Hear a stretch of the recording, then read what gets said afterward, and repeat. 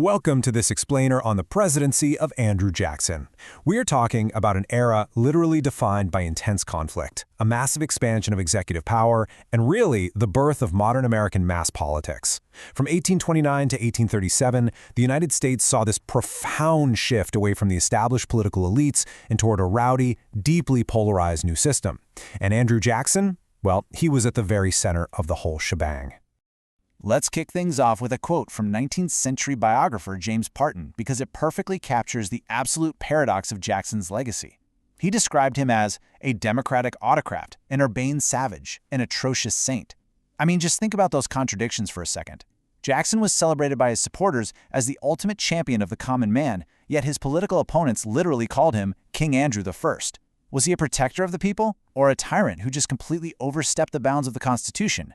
To really grasp this transformative presidency, we're going to walk through his defining political battles: the populist wave, the spoil system, the nullification crisis, enforcing Indian removal, the bank war, and finally, a polarizing legacy. When you map it all out, Jackson's 2 terms were absolutely action-packed and crisis-ridden.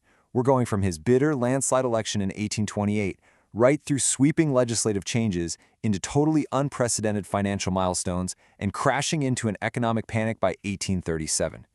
His time in the White House left a permanent mark on the American political landscape, for sure. All right, let's jump right into parts 1 and 2, the populist wave and the spoil system. We have to start with his election in 1828 and the immediate, massive shakeup of the federal government that followed.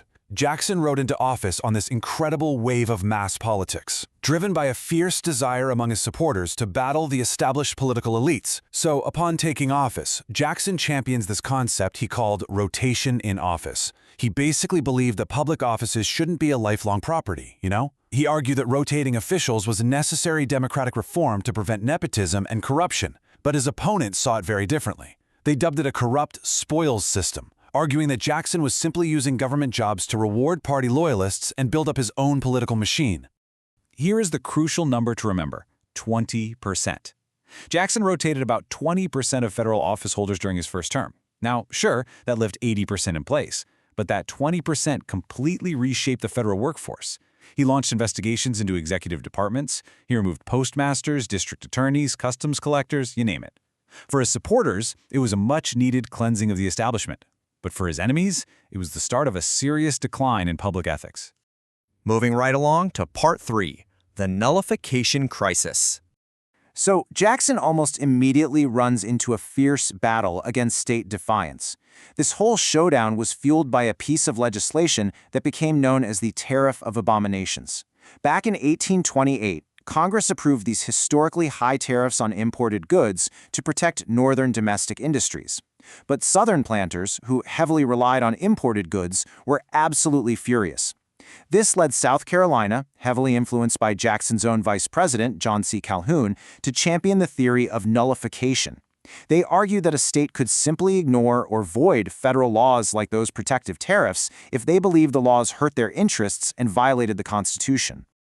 The contrast between these 2 leaders is just wild. You have Jackson, who, despite his usual preference for limited government, takes this incredibly fierce nationalist stance. He straight up declared that federal law is supreme, and he explicitly threatened to send 50,000 troops into South Carolina to enforce the tariff. No way was he backing down. On the flip side is Calhoun, offering a radical defense of state sovereignty. Ultimately, Henry Clay stepped in and helped broker a compromise tariff in 1833, which allowed both sides to claim victory and, avoided a civil war, at least for the time being. Part 4, enforcing Indian removal. We have to shift gears here to one of the most tragic and sensitive battles of his presidency.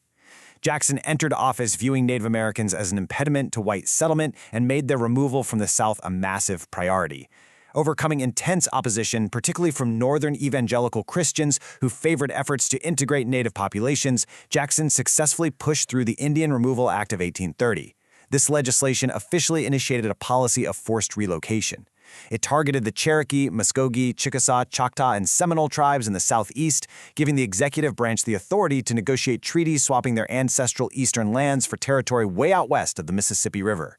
The situation escalated when the state of Georgia aggressively sought to extend its sovereignty over Cherokee lands, which led to a landmark Supreme Court case. Chief Justice John Marshall actually ruled in favor of Cherokee tribal sovereignty, effectively telling Georgia they couldn't impose state laws on tribal lands. Jackson's legendary, though perhaps apocryphal, response was, "John Marshall has made his decision, now let him enforce it."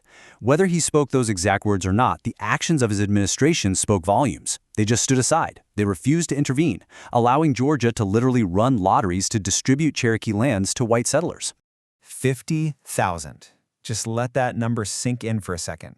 That is the sheer scale of this policy. By the end of Jackson's presidency, nearly 50,000 Native Americans were forced across the Mississippi River. The treaties, which were often negotiated through coercion or with totally unrepresentative factions of the tribes, led directly to devastating human suffering. Most notably, the horrific Trail of Tears, where thousands of people died from exposure, disease, and starvation. On to Part 5, the Bank War.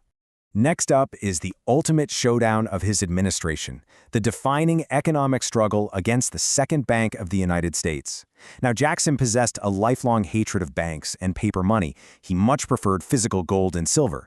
But why did he view this specific institution as the ultimate enemy of the people? Well, the second bank was a powerful, privately managed institution with a federal charter that essentially regulated the entire nation's money supply. Jackson genuinely believed that the bank stock was largely controlled by foreigners and Eastern elites, giving them an unconstitutional amount of control over the American political system. It's a classic clash of visions. Jackson framed the bank as an elitist monopoly. In his famous veto message, he argued it added artificial distinctions to society, basically making the rich richer while the humble members of society, the farmers and laborers, paid the price.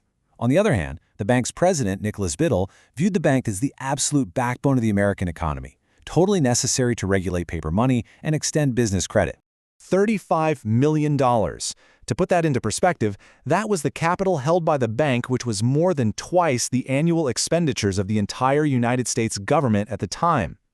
Biddle was essentially running a parallel economic empire, and he used that immense wealth to pour thousands of dollars into political campaigns to defeat Jackson, which frankly, in Jackson's eyes, proved his point perfectly.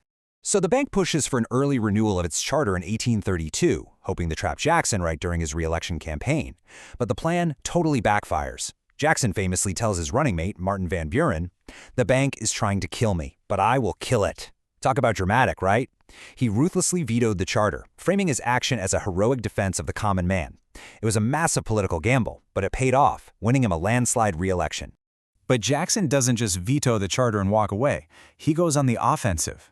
He intentionally bleeds the national bank dry. Before the charter even expired, he fired 2 Treasury secretaries who refused his orders, until he finally found Roger Taney, who agreed to pull federal funds out of the national bank.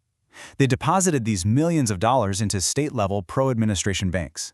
Critics, of course, mockingly called these pet banks. Which brings us to Part 6, a polarizing legacy.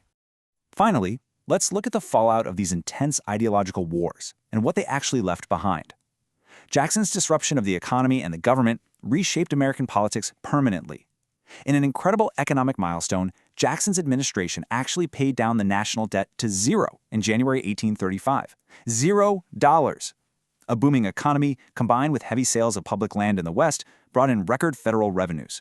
It remains literally the only time in United States history that the national debt has been completely eliminated. Pretty amazing, right? But the victory was short-lived. Because here comes the fallout. Because of his aggressive move to defund the bank, Jackson became the first president ever censured by the Senate for executive overreach. Furthermore, without the central bank regulating the money supply, those pet banks we talked about, they went totally wild with lending. To curb the resulting runaway land speculation, Jackson suddenly required land to be bought with physical gold and silver. This abrupt shock to the system, combined with foreign economic downturns, triggered the Panic of 1837, sparking a severe depression just as he was leaving office. And politically, his enemies, horrified by what they saw as executive usurpation, united to form an entirely new political party. They called themselves the Whigs, named specifically to compare Jackson to a tyrannical king. So, as we wrap up this explainer, we return right back to that original paradox of Andrew Jackson. He undeniably modernized the presidency, shifting power directly toward the executive branch and connecting it to the popular will of the voters.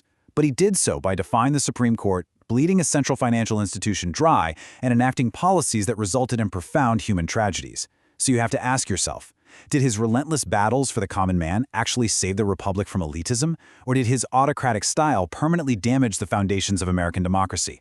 It's a tough question, but definitely something to think about as you consider his legacy.